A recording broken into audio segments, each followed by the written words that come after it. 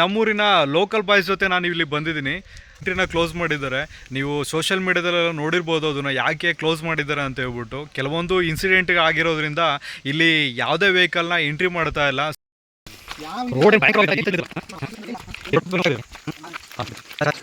ನೀವು ಕರ್ನಾಟಕ ಬಿಟ್ಟು ಊಟಿಗೆ ಹೋಗೋದು ಅವೆಲ್ಲ ಬೇಡ. ಊಟಿಗೆ ನಾನು ಹೋಗಿದ್ದೀನಿ. ಅಲ್ಲಿ ಯಾವ ಥರ ಫೀಲ್ ಇರುತ್ತೆ, ಇಲ್ಲಿ ಯಾವ ಥರ ಫೀಲ್ ಇರುತ್ತೆ ನಾನು ನೋಡಿದ್ದೀನಿ.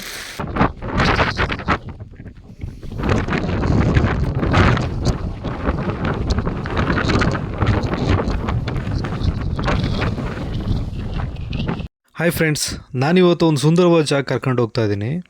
ಇಲ್ಲಂತೂ ತುಂಬ ಮಳೆ ಬರ್ತಾ ಇದೆ, ನೀವು ನೋಡ್ತಾ ಇರ್ಬೋದು. ಈ ಮಳೆ ಮಧ್ಯದಲ್ಲಿ ನಾನು ಆ ಜಾಗನ ಯಾವ ಥರ ಎಕ್ಸ್ಪ್ಲೋರ್ ಮಾಡ್ತೀನಿ ಅನ್ನೋದು ನನಗಂತೂ ಗೊತ್ತಾಗ್ತಾ ಇಲ್ಲ.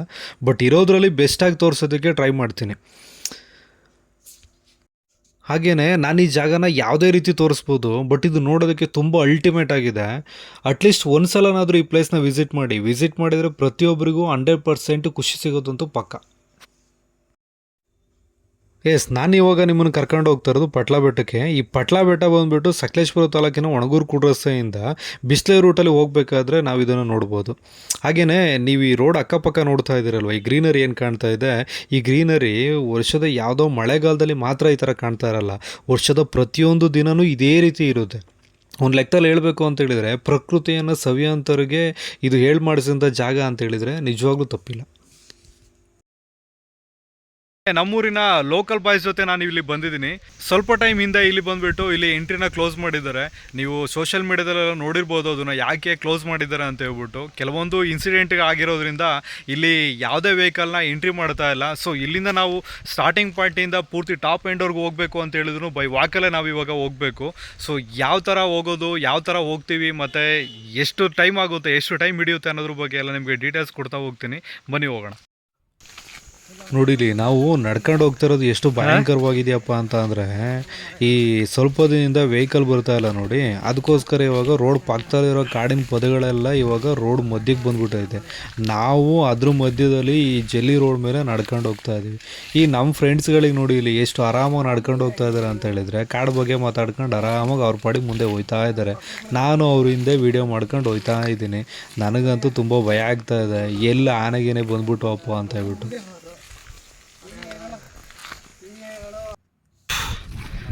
ಸುಸ್ತಾಯಿತು. ಸದ್ಯಕ್ಕೆ ಮೇಲಕ್ಕೆ ಬಂದ್ವಿ. ಏನಂದ್ರೆ ಏನು ಕಾಣ್ತಾ ಇಲ್ಲ. ಎಲ್ಲಿಂದ ನಡ್ಕೊ ಬಂದ್ವಿ ಅನ್ನೋದು ಕಾಣ್ತಾ ಇಲ್ಲ.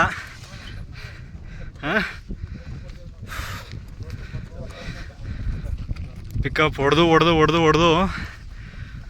ರೋಡೆಲ್ಲ ಗುಂಡಿ ಬಿದ್ದೋಗಿದ್ದಾವೆ. ಇದೆಲ್ಲ ಪಿಕಪ್ ಮಾಡಿರೋ ರೋಡು.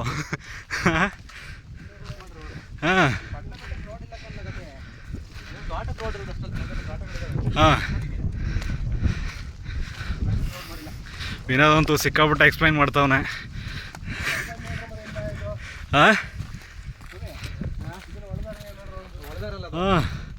ಹತ್ತಕ್ಕೆ ಒಳ್ದಾರ ಯಾವುದು ಇಲ್ವಾ? ವಾವ್, ಲೈಟಾಗಿ ಕವರ್ ಆಗ್ತಾ ಇದೆ.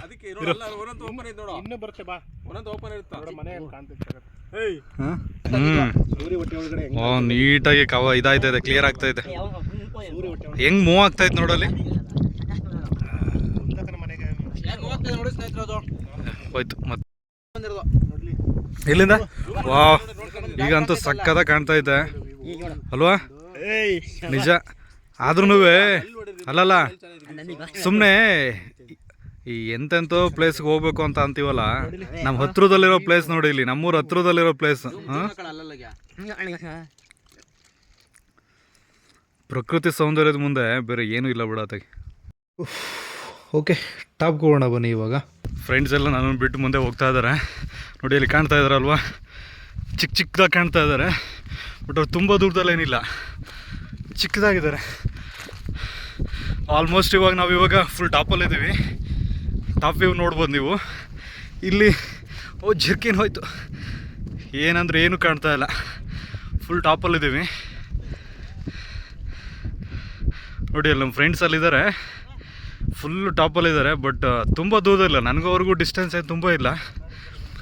ಬಟ್ ತುಂಬ ಚಿಕ್ಕದಾಗಿ ಕಾಣ್ತಾ ಇದ್ದಾರೆ. ಅವ್ರ ಹತ್ರ ಹೋಗೋಣ ಬನ್ನಿ. ಸುತ್ತ ತೋರಿಸ್ತಾ ಇದ್ದೀನಿ, ಫುಲ್ ಟಾಪಲ್ಲಿದ್ದೀವಿ. ಲೆಫ್ಟು ರೈಟು ಪೂರ್ತಿ ಎಲ್ಲ ಡೌನ್ ಇದೆ. ಬಟ್ ಏನು ಅಂತ ಅಂದರೆ ಇಲ್ಲಿ ಏನೂ ಕಾಣ್ತಾ ಇಲ್ಲ.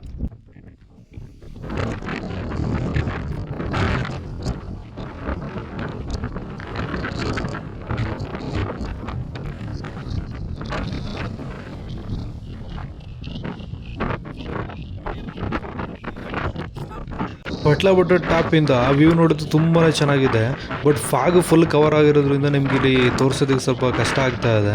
ಬಟ್ ಫ್ರ್ಯಾಕ್ಷನ್ ಆಫ್ ಸೆಕೆಂಡಲ್ಲಿ ಫಾಗ್ ಫುಲ್ ಕ್ಲಿಯರ್ ಆಗಿ ಮತ್ತೆ ಸ್ಪ್ರೆಡ್ ಆಗ್ತಾ ಇದೆ.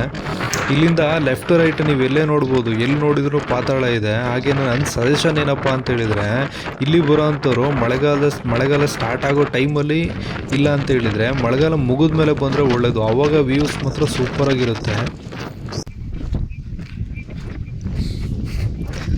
ಅದಕ್ಕೇನೋ ಹತ್ಬಿಟ್ವಿ. ಬಟ್ ಇಳಿಬೇಕಾದ್ರೆ ನೋವಿದೆಯಲ್ಲ, ಅನುಭವಿಸೋರಿಗೆ ಗೊತ್ತು. ಬಟ್ ಮೇಲೆ ಹೋಗಿ ಆ ಸ್ವರ್ಗ ಅನುಭವಿಸಿದ್ವಲ್ಲ.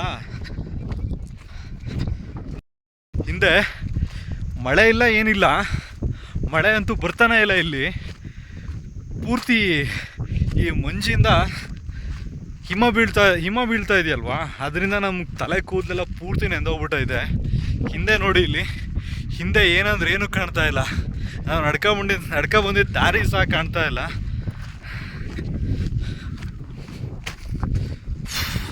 ಫುಲ್ಲು ಏರುಸಿರು ಬರ್ತಾ ಇದೆ.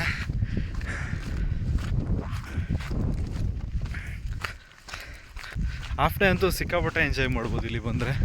ನೋಡಿ, ಇಲ್ಲಿ ನಾನಿವಾಗ ಬೆಟ್ಟ ಹತ್ತು ಬಂದಾಯಿತು. ನೋಡಿ, ಇದು 2ನೇ ಬೆಟ್ಟ ಹತ್ಬಿಟ್ಟು ಕೆಳಗಡೆ ಇಳಿದು ಇವಾಗ ಹೋಗ್ತಾ ಇದ್ದೀನಿ. ಇವಾಗ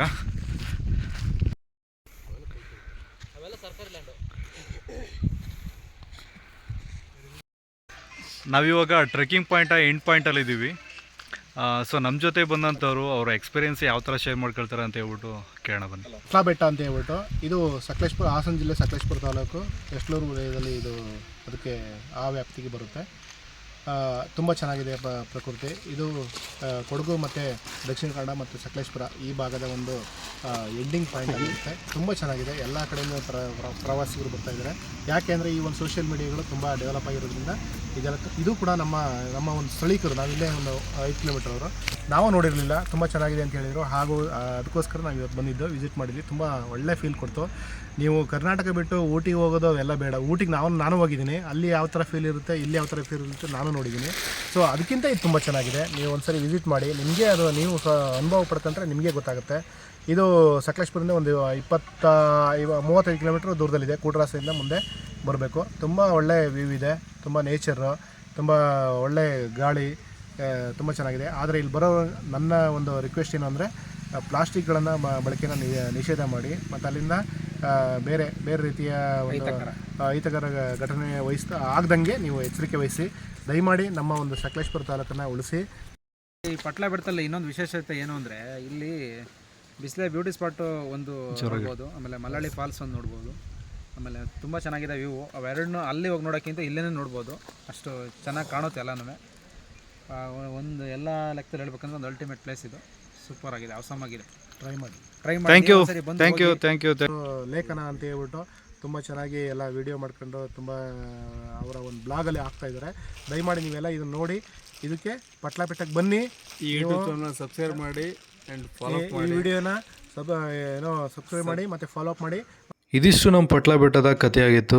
save the nature for future ಅಂತ ಹೇಳ್ತಾ ನನ್ನ ಈ ವಿಡಿಯೋನ ಇಲ್ಲಿಗೆ ಎಂಡ್ ಮಾಡ್ತಾ ಇದ್ದೀನಿ.